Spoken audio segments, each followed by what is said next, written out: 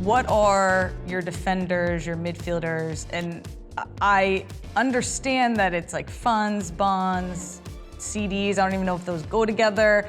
This is something that I don't have a lot of knowledge on, so I would love for you to break it down for me. Yeah, so bonds are your defenders, right? They're your steady, fixed, they're called fixed income for a reason, right? And CDs are in that category as well. So the basic fundamental behind a bond is that you're lending money and you know what you're getting back, and there's also a maturity to it. So if you're saving for something where you know you need the money in the next 2 years, you want to buy a bond because you're getting the face value back. If you're saving for something in the long run, like retirement, you want some stocks in that because you want the money to grow and you have time for it to recover. If you have 2-3 years, you want to use mainly bonds or CDs.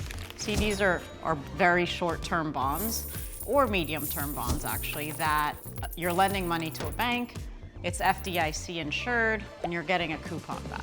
Is there risk to it in the sense of it can go down? Yes, absolutely. The price will fluctuate with the market for that bond, but there's an end date to it, right? So not on a bond fund. Funds have no maturities, which give them a little bit more risk. Okay.